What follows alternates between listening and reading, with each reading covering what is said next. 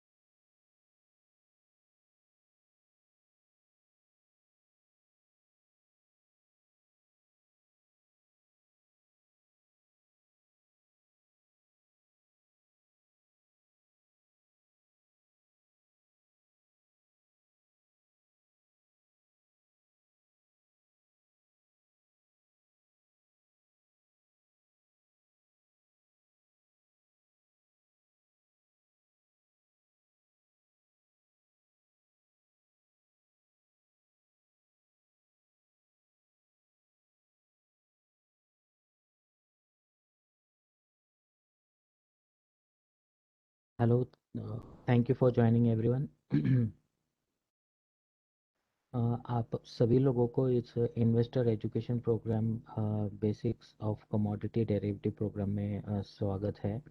मैं संदीप दुबे आप सबको धन्यवाद करता हूँ, आपका कीमती समय निकाल कर आपने ज्वाइन किया है। तो आगे बढ़ते हैं।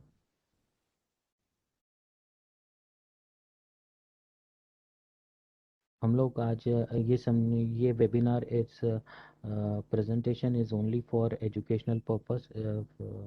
If you have any further questions or any other advice, kindly contact the person professional advice or call us at askus@ncdx.com. The flow of presentation ऐसा रहेगा कि importance of commodity derivative market हम लोग समझेंगे, और commodity market in India and the world के बारे में जानेंगे, and main agriculture commodity exchanges and commodity उसके अंदर क्या क्या कौन कौन से कमोडिटी ट्रेड होते हैं वो समझेंगे। एंड मेजर पार्टिसिपेंट्स कौन कौन है कमोडिटी एक्सचेंजेस को चलाने के लिए, and some important definitions and terminologies के बारे में समझेंगे, and mechanism of trading on exchange platform, क्या क्या ऑपरेशंस है, क्या ट्रेडिंग मैकेनिज्म है, ये थोड़ा जानेंगे। एंड फैसिलिटेटर्स कौन कौन है जो कमोडिटी एक्सचेंज को फैसिलिटेट करते हैं, जैसे डब्ल्यूएसपी है, ब्रोकर है, मेंबर है, तो वो लोग के बारे, आर्बिट्रेजर्स हैं, तो ये सारे लोगों के बारे में थोड़ा सा हम लोग समझेंगे। And factors affecting commodity trade, और कौन कौन से फैक्टर है जो कमोडिटी ट्रेड को अफेक्ट करते हैं, and investors do and don'ts के बारे में जानेंगे। तो आगे बढ़ते हैं हम लोग। Importance of commodity derivative market.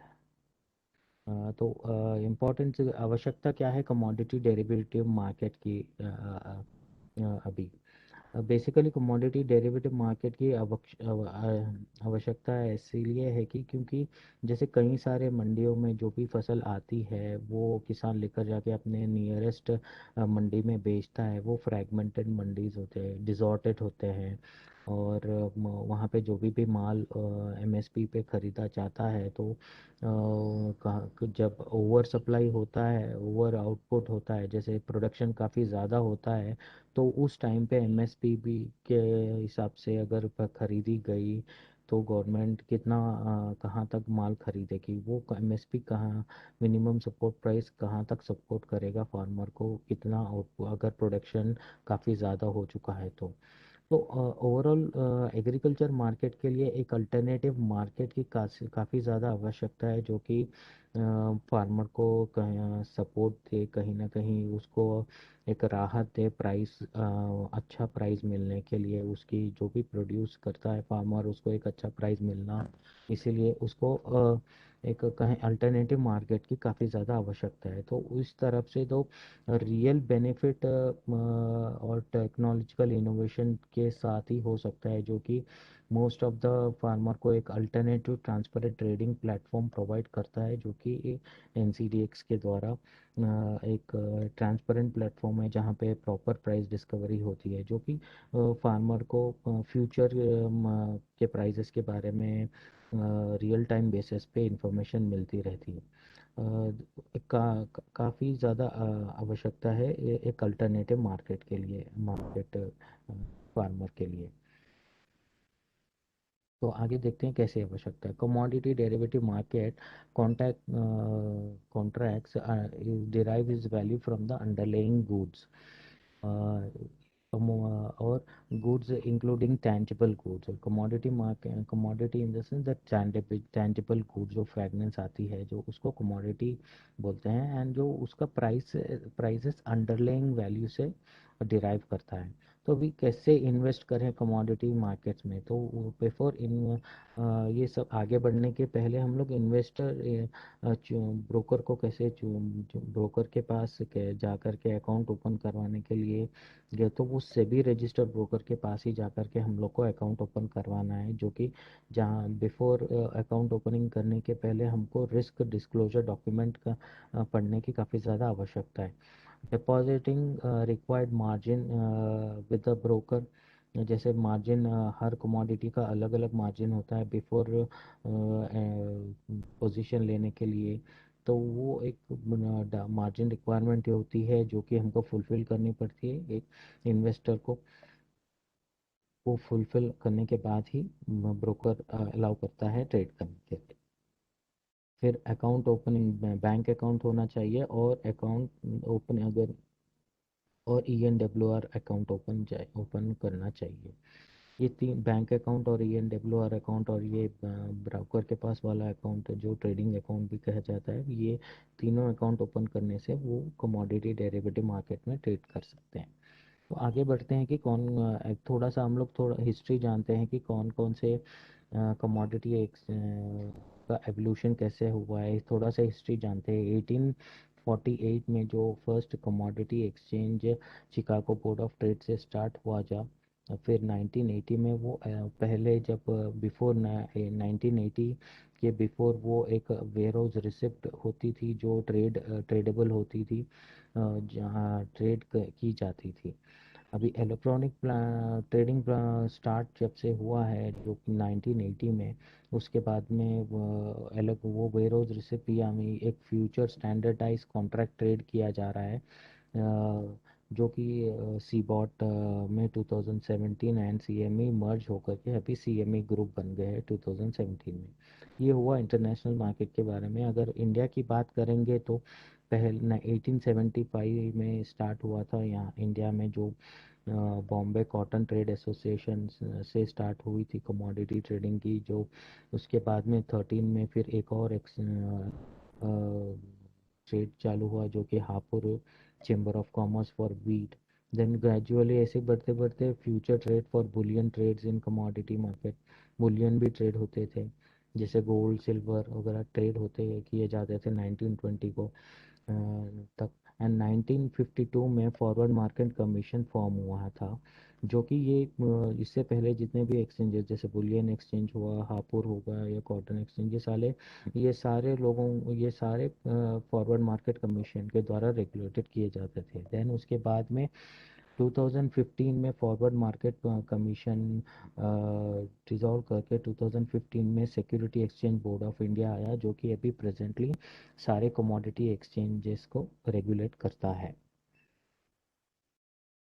And global commodity exchange की अगर बात करेंगे तो globally leading commodity exchanges in US में Chicago mercantile exchange CME, Kansas Kansas city board of trade और न्यूयॉर्क बोर्ड ऑफ ट्रेड और न्यूयॉर्क मर्केंटाइल एक्सचेंज, ये commodity exchanges of trading offer करते हैं। और लंदन मेटल एक्सचेंज जो कि UK में है, वो भी कमोडिटी ट्रेडिंग ऑफर करता है। और डालियन कमोडिटी एक्सचेंज जो कि चाइना में है, ये भी कमोडिटी ऑफर करता है, जो कि इंटरनेशनली कमोडिटी ट्रेडिंग की जाती है। ये इंटरनेशनल एक्सचेंजेस है जहाँ पे कमोडिटी ट्रेडिंग ऑफर की जाती है। अगर वैसे ही इंडिया की बात करेंगे तो national commodity and derivative exchange जो कि NCDEX और MCX and Indian commodity exchange and PSE और नेशनल स्टॉक्स एक्सचेंज, ये सारे कमोडिटी एक्सचेंजेस हैं जो कि इंडिया में ट्रेड किए जा रहे हैं अभी। 1 सेकेंड।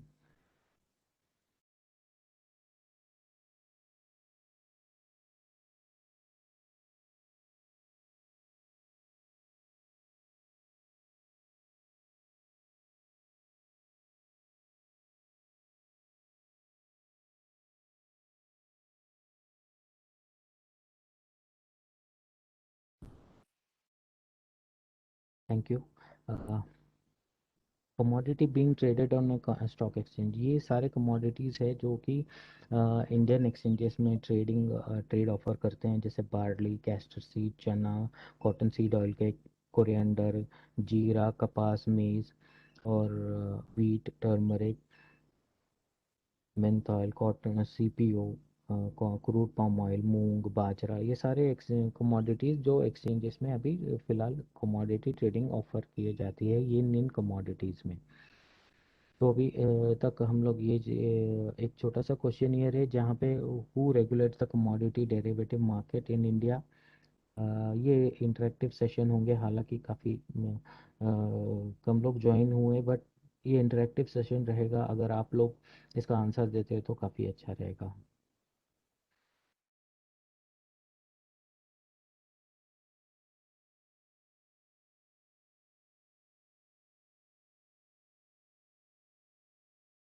आप लोग अपना आंसर चैट बॉक्स में दे सकते हो। Who regulates the commodity derivative market in India? Option A RBI, option B IRDAI, option C PFRDA and option D SEBI. आप अपने question. Oh that's a great, thank you Jatin. Option D, security exchange board of India. आगे बढ़ते हैं हम लोग। काफ़ी अच्छा लगा आंसर मुझे मिला है। Thank you so much Jatin again. And participants on the exchange platform, ये 3 पार्टिसिपेंट्स हैं जो कि मेजर क्रूशल रोल प्ले करते हैं, जो कि एक्सचेंज को ऑप्शन ऑपरेशंस में काफ़ी लीड रोल प्ले करते हैं, जो कि हेजियर्स, स्पेकुलेटर्स एंड आर्बिट्रेजर्स। अगर हेजर्स की बात करेंगे तो जो FPOs हो गए या प्रोसेसर्स हो गया, जो लोग BCPs हो गए, जो कि लोकल, जिसके पास भी स्टॉक इन हैंड है, जिसके पास भी स्टॉक कर कर अपने पास है, वो ओवरऑल हेजिंग करने के लिए कर सकता है, उसको हम लोग हेजिंग बोल सकते हैं। और जो जिसके पास माल नहीं है वो स्पेकुलेटर, जैसे स्पेकुलेटर आता है एक बार और डे ट्रेडर के जैसे काम करता है, वो सुबह ट्रेड लेता है, उसको पता नहीं होता है कि ट्रेड वो शाम तक रहेगा या नहीं रहेगा। जब भी उसको प्रॉफिट लगता है अपना ट्रेड बुक करता है और चला जाता है, वो स्पेकुलेटर होता है। बेसिकली ये लोग मार्केट में लिक्विडिटी का बढ़ाने के लिए काफ़ी ज़्यादा काम करते हैं। एंड आर्बिट्रेजर्स वो होते हैं जो कि दो मार्केट के बीच में जो प्राइस डिफरेंस होता है उसको बेनिफिट लेने के लिए मार्केट में आते हैं, और जैसे वो बेनिफिट कैप्चर करता है वो लेकर के एकदम निकल जाते हैं। बेसिकली आर्बिट्रेजर्स होते हैं वो लोग। बट द हेजर्स काफ़ी ज़्यादा इम्पोर्टेंट रोल प्ले करते हैं, जो कि जिसके पास जो हेजिंग करता है उसको, और जो हेजिंग का बेसिक मतलब ये है कि प्राइस रिस्क मैनेजमेंट करने के लिए, प्राइस रिस्क मैनेजमेंट टूल है ये बेसिकली। अपना जितना भी उसके पास स्टॉक होता है उसको उसके ऊपर वो जब भी माल अपने हाथ में लेकर के रखता है तभी उसको प्राइस रिस्क स्टार्ट हो जाता है। जैसे वो प्राइसेस ऊपर जाएंगे या नीचे जाएंगे उसको पता नहीं रहता है, तो वो एक जो प्राइस रिस्क होता है उसको मिटिगेट करने के लिए जो एक्सचेंज पे उसका अपोजिट पोजीशन बनाता है। और जैसे वो मार्केट में अपॉर्चुनिटी मिलती है फिजिकल मार्केट में, जो अपना लिक्विडेट करता रहता है तो फ्यूचर से ग्रेजुअली पोजीशन काटता जाता है। बेसिकली हेडजर्स अपना प्राइस रिस्क मैनेज करने के लिए फ्यूचर्स में फ्यूचर ट्रेडिंग में अपना पोजीशन बनाते हैं। और स्पेक्यूलेटर्स सिर्फ ट्रेड करते हैं जो मार्केट में डे ट्रेड करने के लिए, अपना इंट्राडे ट्रेड करने के लिए प्रॉफिट सुबह खरीद कर शाम तक बेच करके अपना पोजीशन काट कर चले जाते हैं। आर्बिट्रेजर्स दो, जब भी जैसे ही दो मार्केट के बीच में बेनिफिट मिलता है उसको वो क्या बेनिफिट लेते हैं और वो चले जाते हैं। बेसिकली ये तीन लोग काफ़ी ज़्यादा इम्पोर्टेंट है, और ये तीन में से सबसे ज़्यादा इम्पोर्टेंट है हेडजर्स एंड स्पेक्यूलेटर्स। स्पेक्यूलेटर्स मार्केट में लिक्विडिटी लाता है, वो काफ़ी क्रूशियल रोल प्ले करता है, जो कि डे ट्रेडर होता है। अगर स्टॉक एक्सचेंजेस के बारे में हम लोग जानेंगे तो स्टॉक स्टॉक एक्सचेंज बेसिकली जैसे रियल टाइम इंफॉर्मेशन डिसेमिनेट करता है, ये ऑनलाइन प्लेटफॉर्म है जो रियल टाइम प्राइजेस को डिसेमिनेट करता है, दिखाता रहता है, और ट्रांसपेरेंट ट्रेडिंग प्लेटफॉर्म है। एंड क्लियरिंग कॉरपोरेशन की बात करेंगे तो क्लियरिंग कॉरपोरेशन का ये काम है कि जैसे monitoring of the positions and margin collections, like पे इन पे outs, and daily clearing and settlement करना का काम है, और arranging deliveries and basically risk management करने का काम है। एंड रिपोजिटरी का ऑपरेशन ऐसे रहता है कि pledge financing, E N W R generation, और इनको रिपोजिटरी को W D R A regulate करता है, जो कि एक फिजिकल गुड्स को फॉर्म और को इलेक्ट्रॉनिक फॉर्मेट में कन्वर्ट करने का काम रिपोजिटरीज करते हैं।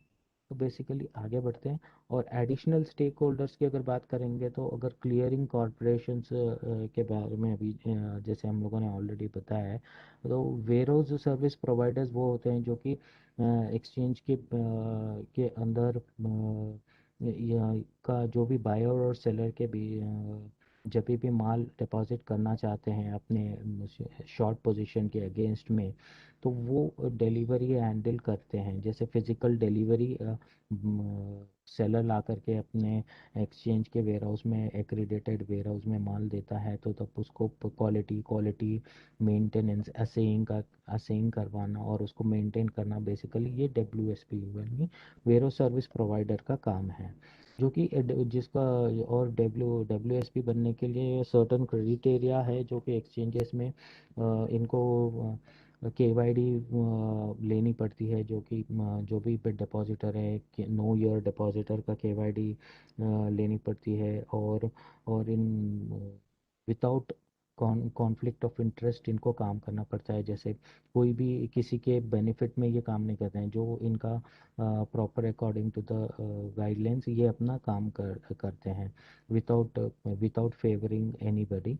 ये लोग को डब्ल्यू एस पी का काम करते रहता है, जो कि डब्ल्यू डी आर ए इनको रेगुलेट करते रहता है। जो भी डब्ल्यू डी आर ए लाइसेंस्ड है उन्हीं को ही डब्ल्यू एस पी बनाया जाता है।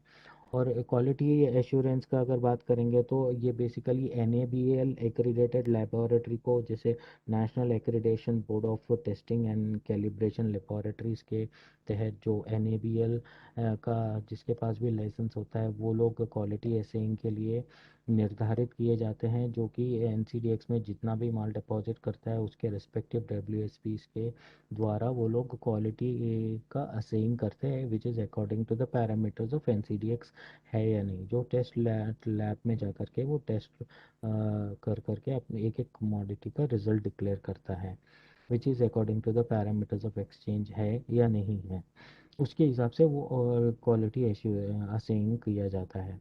And price polling is very crucial role play करता है। प्राइस पोलिंग का काम यह है कि जो एक्सचेंज की जो भी पोलिंग ली जाती है वो एक्सचेंज के वेबसाइट पे डिस्प्ले किया जाता है, एंड वो ट्रांसपेरेंट होती है। एंड और ये प्राइस पोलिंग का प्राइजेस जो एक्सचेंज में डिस्प्ले किया जाता है, स्पॉट प्राइस, वो काफ़ी ज़्यादा स्ट्रैटेजी बिल्डअप करने के लिए ट्रेडर्स को, मार्केट पार्टिसिपेंट्स को बिल्ड बेनिफिट होता है। जैसे उनको ये प्राइस स्पॉट प्राइजेस को देख करके ये डिसाइड किया, स्ट्रैटेजी बना सकते हैं कि मार्केट अभी कॉन्टेंगो में है या बैकवर्डेशन में है, या और उनको अपना स्ट्रैटेजी बिल्डअप करने के लिए काफ़ी हेल्पफुल होता है। सेकेंड थिंग, और ये delivery price daily price settlement के लिए काफ़ी ज़्यादा उपयोगी होता है। प्राइस पोलिंग का जो भी प्राइजेस हम लोग डिराइव करते हैं मार्केट पार्टिसिपेंट से।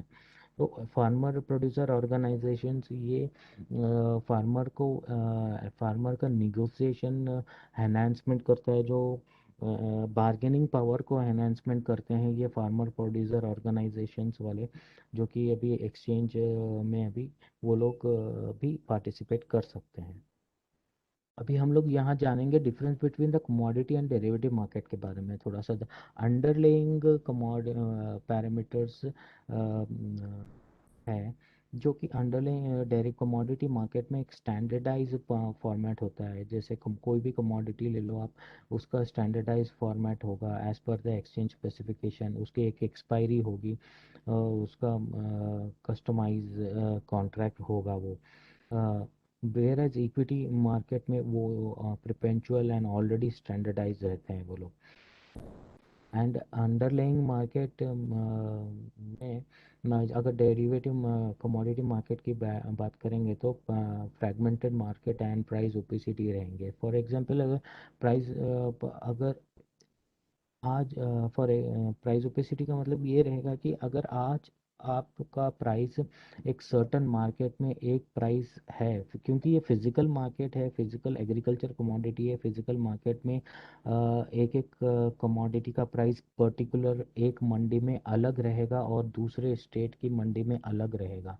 सपोज फॉर एग्जांपल अगर बात करेंगे तो अगर निज़ामाबाद का प्राइस टर्मरिक का, तो निज़ामाबाद में अलग प्राइस रहेगा एक पर्टिकुलर कमोडिटी का, एंड वही टर्मरिक का प्राइस अगर सांगली मार्केट में अलग रहेगा, वही ईरोड जो कि तमिलनाडु है वहाँ पे प्राइस अलग रहेगा। तो ये प्राइस ओपेसिटी रहती है कमोडिटी डेरिवेटिव मार्केट में, बट इक्विटी मार्केट में ऐसा नहीं रहता। ऑर्गेनाइज्ड मार्केट रहता है, प्राइस ओपनली नोन रहता है सभी को। अभी जैसे रिलायंस का शेयर हो या फिर कोई भी टाटा मोटर्स का जो भी शेयर है, आपको ऊपर उनके वेबसाइट में पोर्टल में जा दिखाई देता है। NSE के वेबसाइट में ऊपर पर्टिकुलर एक्सचेंजेस के वेबसाइट में जा करके देख सकते हो आप।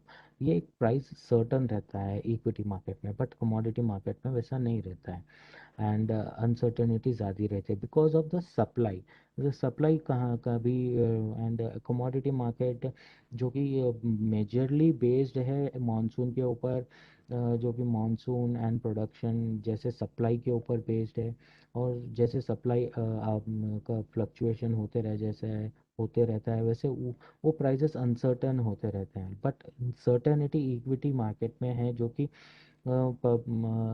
जहाँ पे भी कोई भी शेयर का प्राइस इजीली उनके पोर्टल में जैसे अवेलेबल होता है। और पार्टिसिपेंट्स ब्रोकर्स FPOs होते हैं कमोडिटी मार्केट में, सेटलमेंट जो कि फिजिकल हैंडल करते हैं सेटलमेंट, गुड सेटलमेंट के लिए।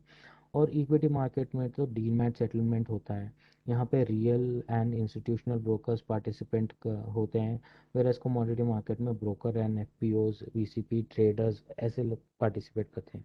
वेरएस प्राइस सेंसिटिविटी हाई होती है एंड इक्विटी मार्केट में मीडियम होती है। प्राइस सेंसिटिविटी हाई का मतलब ये है कि जैसे अभी आप कोई भी कमोडिटी का प्राइस ले लीजिए कि वो हाँ अभी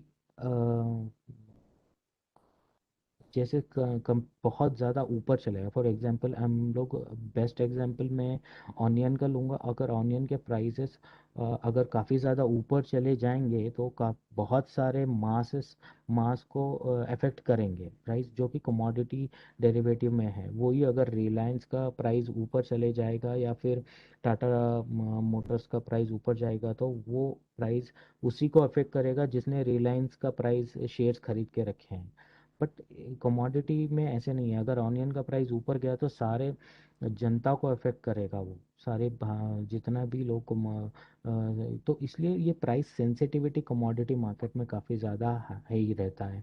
वही इक्विटी मार्केट में उतना मीडियम हो सक मीडियम रहता है। And sophisticated level of participation commodity market में, क्योंकि फिजिकल मार्केट में से डील करते हैं, यहाँ पे ट्रेडर्स ब्रोकर्स एंड एफपीओज रहते हैं फिजिकल मार्केट में रहता है, तो इनके प्राइस सोफिस्टिकेशन पार्टिसिपेशन लेस होता है। वेराज इक्विटी मार्केट में थोड़ा मेच्योरिटी लेवल थोड़ा ज़्यादा रहता है। एंड यहाँ पे एक फिर से एक क्वेश्चन आ जाता है, क्योंकि मैंने ऑलरेडी कहा है कि ये इंटरेक्टिव सेशन बनाना है हम ही लोग को।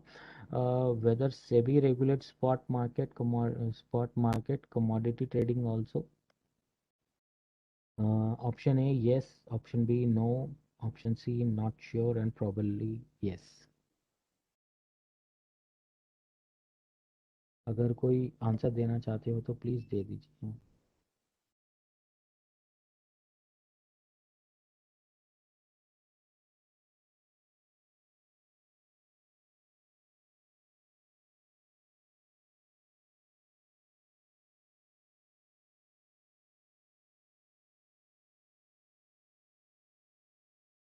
मैं फिर से एक बार आंसर क्वेश्चन पढ़ता हूँ। Whether SEBI regulates spot market commodity trading also.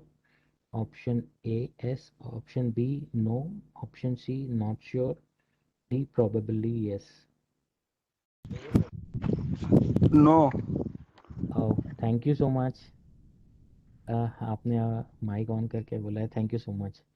And benefits of commodity trading, आगे बढ़ते हैं। Benefits of commodity trading derivative trading के बारे में बात करते हैं। जैसे प्राइस डिस्कवरी होता है काफ़ी ये हद तक जो कमोडिटी एक्सचेंजेस में होता है।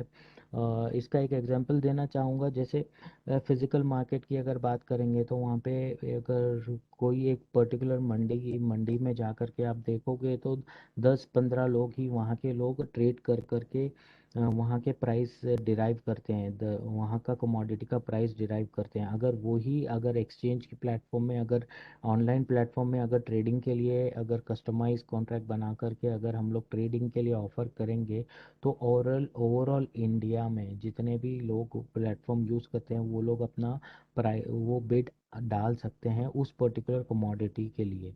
तो ओवरऑल यहाँ पे प्राइस डिस्कवरी करेक्ट हो सकती है, जहाँ पे बिड एंड आस्क के बीच में जो परफेक्ट कंपटीशन होकर के निगोशिएशन होकर के जो जो प्राइस इमर्ज होकर के आता है, तो तब वो एक प्रॉपर प्राइस डिस्कवरी की एक्यूरेट प्राइस डिस्कवरी मानी जा सकती है। और elimination of counter party risk, जैसे अभी काउंटर पार्टी का जो रिस्क होता है बायर और सेलर के बीच में, आपने बाय ट्रेड कर दिया और अदर पार्टी आप माल के अदर बीच में कोई भी अगर डिस्प्यूट आता है या फिर कोई भी रिस्क होता है, जैसे अब पता नहीं होता है कि बंदा माल भेजेगा नहीं। फिजिकल मार्केट की अगर बात करेंगे तो आपने तो ट्रेड दे दिया है, ट्रेड कर दिया है फॉरवर्ड कॉन्ट्रैक्ट में, बट द थिंग इज वहाँ से माल निकला या नहीं और वो आपको पैसे देगा या नहीं देगा। तो ये एक डिस्प्यूट का मैटर होता है, जो प्राइस रिस्क एक रिस्क फैक्टर होता है, जो कि अगर वही इलेक्ट्रॉनिक प्लेटफॉर्म में अगर ट्रेड अगर आप करते हो तो वहाँ पे ये एलिमिनेट हो जाता है। क्योंकि counter party risk guarantee NCDX देता है, क्योंकि ट्रेड गारंटी एनसीडीएक्स देता है। Access to all types of market participants, चाहे कोई भी, चाहे आप हैदराबाद में बैठो या जयपुर में बैठो, कहीं पर भी बैठो, आपको जो एनसीडीएक्स के प्राइजेस जो दिखाई देते हैं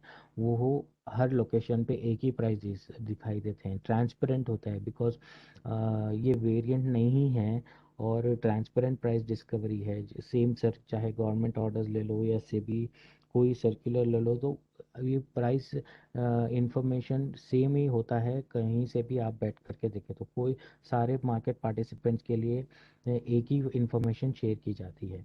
जो कि स्टैंडर्डाइज प्रोडक्ट्स होते हैं, जो कि एनसीडीएक्स में जो ट्रेड किए जाते हैं, जो कि कस्टमाइज होते हैं according to the market participant, considering all the norms and rules and regulations of the state and depending on the law of the land को लेकर के कस्टमाइज प्रोडक्ट डिज़ाइन किए जाते हैं और वो एक्सचेंज में ट्रेड किए जाते हैं। एंड ट्रांसपेरेंट ट्रेडिंग प्लेटफॉर्म है, तो आपको कहीं से भी बैठ कर पे इसमें ट्रेडिंग किया जा सकती है। इसमें कोई प्रॉब्लम नहीं है। छोटा सा टर्म्स जानेंगे। Final settlement price shall be the arrive, FSP का मतलब ये है फाइनल सेटलमेंट प्राइस, जो भी shall be arrive at taking in the simple average of last trading 3 days का सेशन का एक स्पॉट प्राइस का एवरेज होता है फाइनल सेटलमेंट प्राइस। और एम टू एम का मतलब ये है कि जो भी प्राइस डिफरेंस है, जो भी आपका एंट्री पोजीशन बनाने का प्राइस है, जो भी एंट्री लेवल का प्राइस है और द क्लोजिंग प्राइस है, उसका जो भी प्राइस डिफरेंस होता है उसको एम टू एम प्राइस बोलते हैं। वो आपके अपने डेबिट या क्रेडिट एवरी डेली सेटलमेंट किया जाता है उसको। ऑफसेटिंग का मतलब है जो भी आप पोजीशन बनाते हो उसका अपोजिट, जैसे जैसे आपने बाई किया और उसको स्क्वायर ऑफ करना है, उसको उसका अपोजिट पोजीशन बनाना पड़ेगा, उसको ऑफसेटिंग ऑफ योर पोजीशंस बोलते हैं। And then staggered delivery period, जो कि लास्ट 5 कॉन्ट्रैक्ट एक्सपायरी के प्रायर लास्ट 5 ट्रेडिंग सेशन जो भी होता है, जहाँ पे physical settlement of the goods होता है, जिसको भी अपना पोजीशन बाइंग डिलीवरी लेना है या देना है, जो कि लास्ट 5 ट्रेडिंग सेशंस में बिफोर एक्सपायरी, ये स्टैगर्ड डिलीवरी पीरियड माना जाता है। अभी कमोडिटी इंडाइसेस में ये अगर बात करेंगे तो ऑलरेडी एग्रीडेक्स हम लोगों ने लॉन्च किया है। अभी अगले सोया डेक्स और गवार डेक्स भी हम लोगों ने लॉन्च किया है, तो आप उसमें वो एग्रीडेक्स में आप ट्रेड कर सकते हो।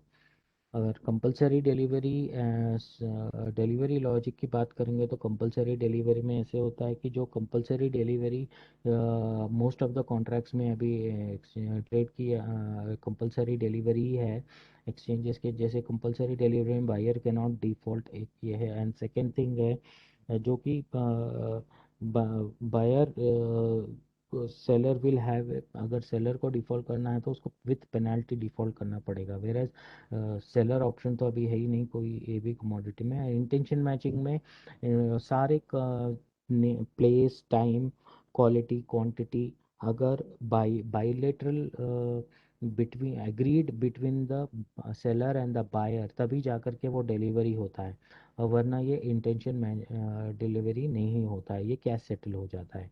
बेसिकली ये डिफरेंस है इसमें। एंड देन प्राइस डिस्कवरी की बात करेंगे तो यहाँ पे हम लोग देख सकते हैं 3 पिक्चर्स हम लोग देख रहे हैं, जहाँ पे फार्मर को बार्गेनिंग पावर मिला है, जो कि प्राइस डिस्कवरी फ्यूचर में अपना के के बारे में प्राइजेस को देख करके जब भी वो सोइंग करता है तो उसको बार्गेनिंग पावर आता है कि to eliminate the commission agent and the middle man from his trade.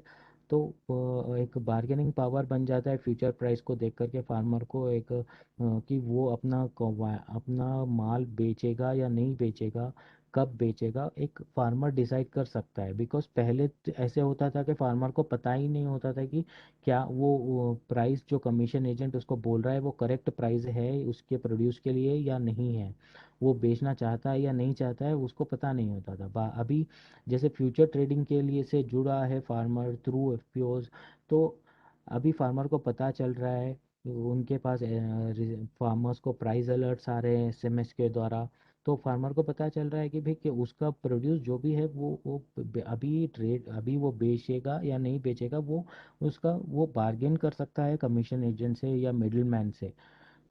तब जा कर के वो बेचना या नहीं बेचना वो डिसाइड करके अपना हक कमीशन एजेंट को बता सकता है। एंड देन यहाँ पे प्राइस रिस्क मैनेजमेंट की अगर बात करें तो फार्मर जब भी सोइंग करता है तो उसको जब पता लास्ट नेक्स्ट 3 मंथ्स या 4 मंथ्स का जो फ्यूचर प्राइस अगर देखता है तो उसको पता चलता है और वो लॉक कर लेता है अपना प्राइस।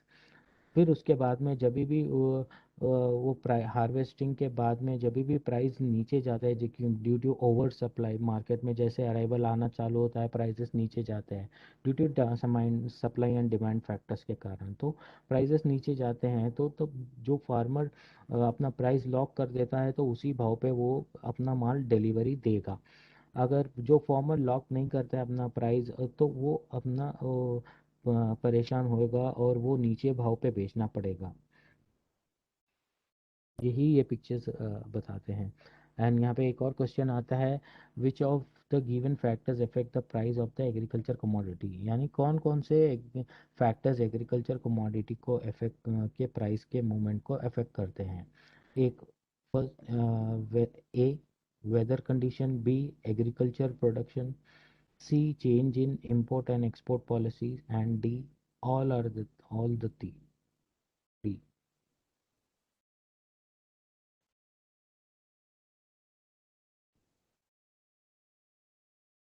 प्लीज चैट बॉक्स में लिख दीजिए ना।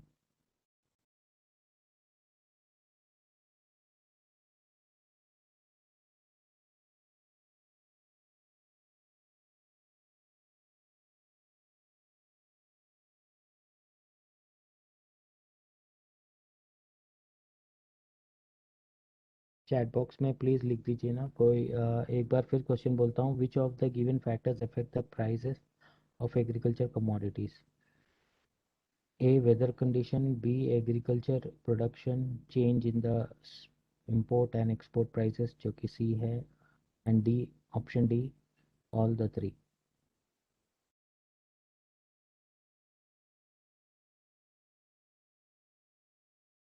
ओके, मैं ये आंसर देता हूँ इसका, all the three. Thank you. And key factors affecting contract specification की अगर बात करेंगे तो there are basically two factors.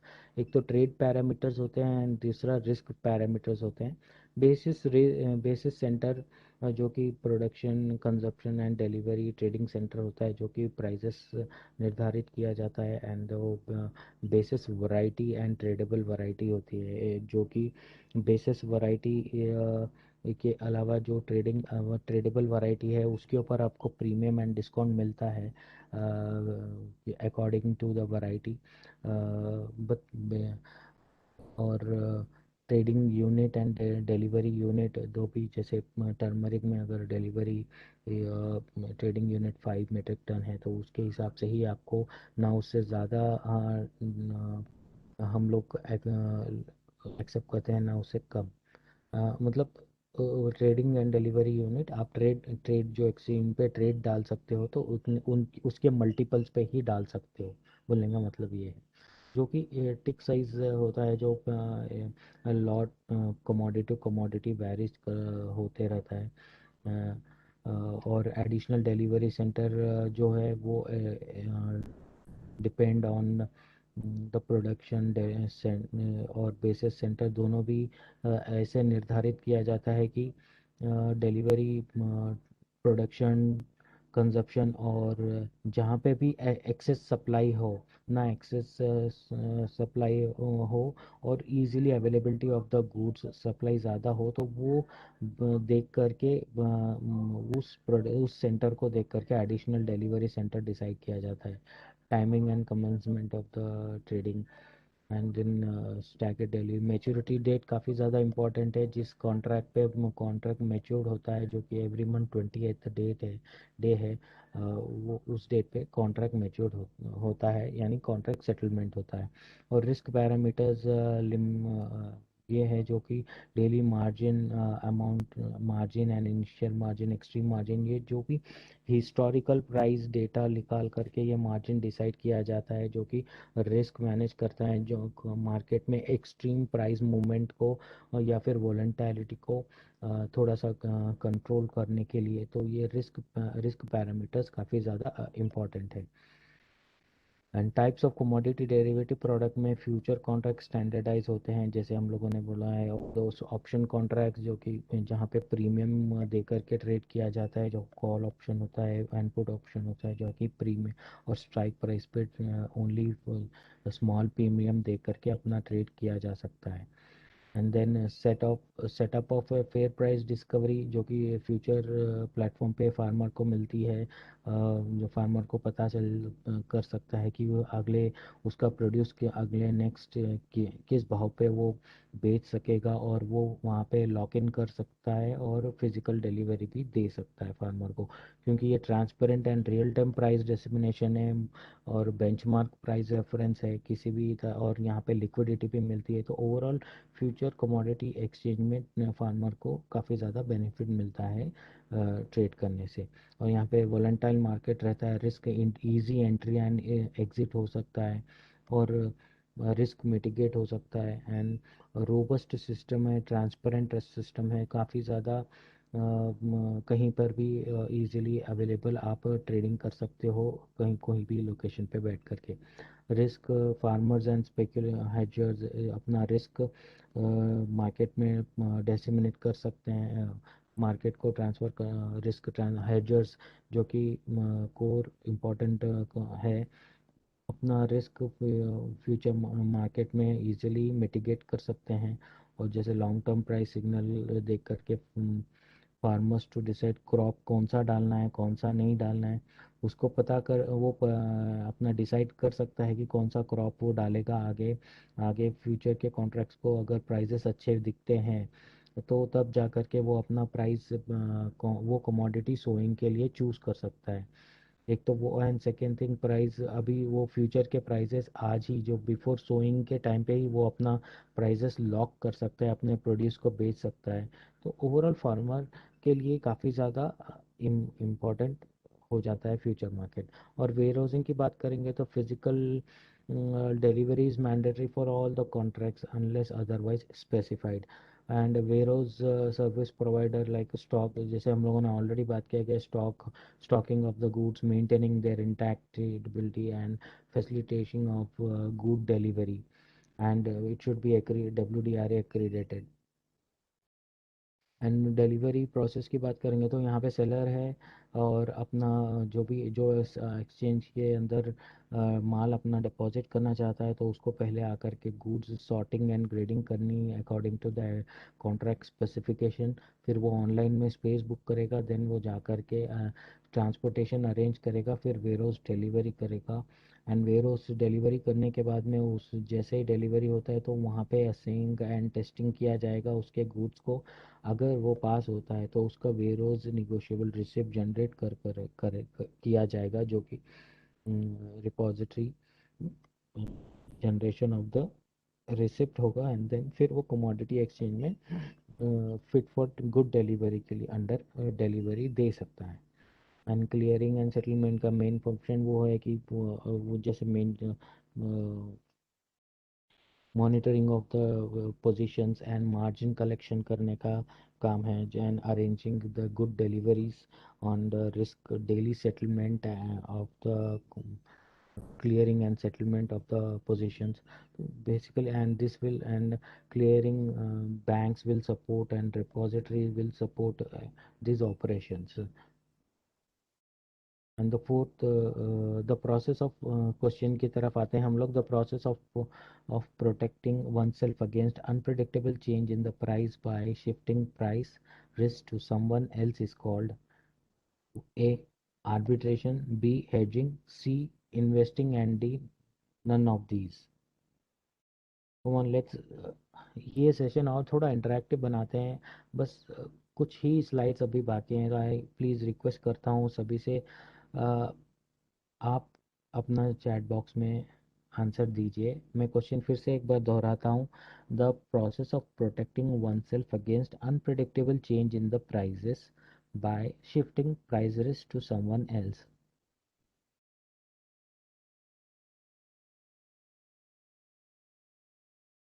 अगर हम लोग को, अगर हिंदी में अगर मैं ट्रांसलेट करूँगा तो ये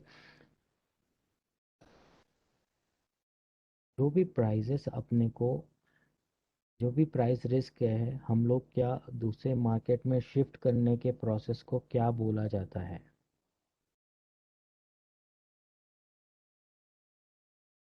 process of protecting one self, अपने पोजीशन को, अपने स्टॉक को बचाने के लिए अगर हम लोग वो जो प्राइस रिस्क है अगर दूसरे मार्केट में ट्रांसफ़र करने के लिए प्रोसेस को क्या कहा जाता है? We call hedge. Well, thank you so much, thank you so much Srinivas garu.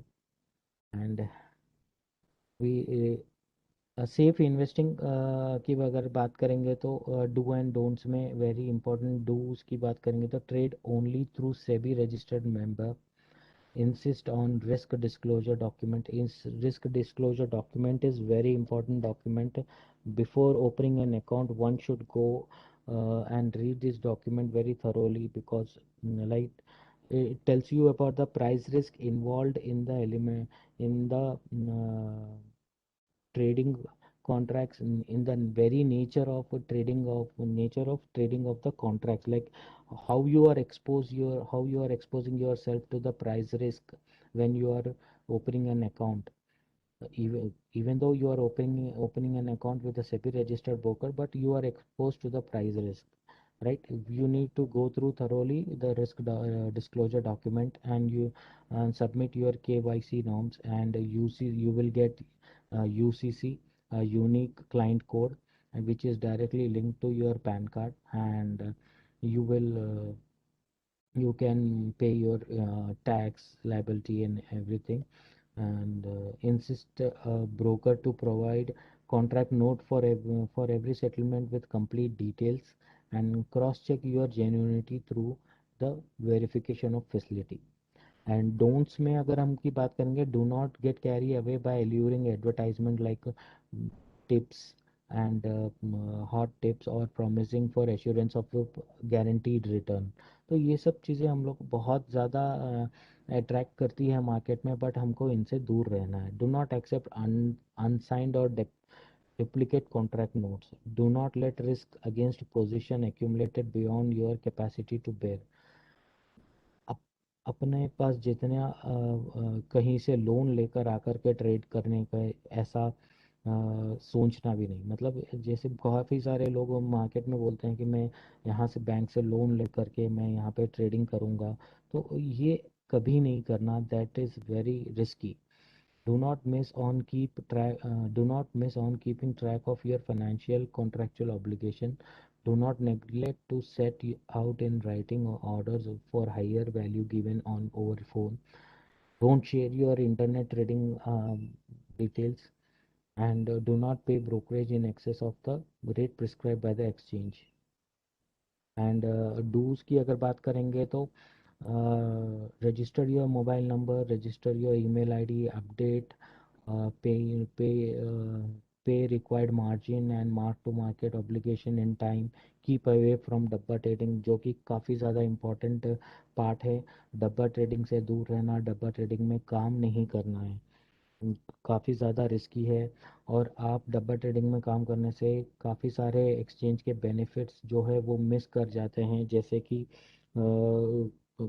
Dispute redressal mechanism, arbitration. ये जो बेनिफिट्स है और ट्रेड वेरिफिकेशन, ये बेनिफिट्स है जो एक्सचेंज ऑनलाइन प्लेटफॉर्म से मिलते हैं, बट डब्बा ट्रेडिंग में ऐसा कुछ नहीं होता है। आपको कॉन्ट्रैक्ट नोट नहीं मिलती है, आर्बिट्रेशन नहीं किया जा सकता है, और आपका ट्रेड भी वेरीफाई नहीं किया जा सकता है। तो dabba trading is, you need to very stay away from it. And do not don'ts के अंदर, do not enter into assured returns agreement with any member, do not forget to take note of risk involved in trading, do not delay payment deliveries of commodity to the member, don't issue checks in the name of unauthorized person. तो overall question and answers का session शुरू होता है। अगर आपको किसी को भी किसी प्रकार का अगर कोई क्वेश्चन है तो प्लीज़ अनम्यूट कर करके पूछ लीजिए प्लीज़।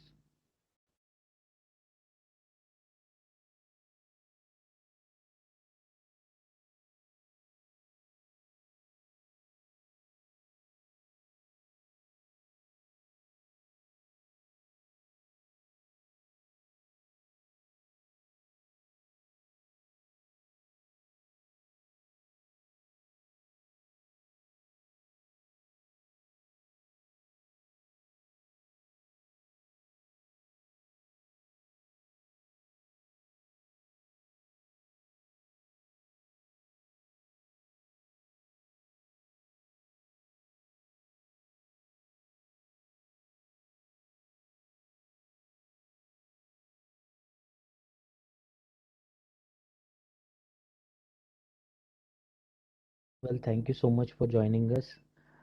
आप सबका धन्यवाद करता हूँ कि आपने अपना समय निकाल करके ये इस वेबिनार को ज्वाइन किया है। ऐसे आगे और भी वेबिनार होंगे जो इंस्टीट्यूट के द्वारा निर्धारित किए जाएंगे, प्लीज़ आप उनमें भी ज्वाइन कीजिए और अपना ज्ञान बढ़ाइए।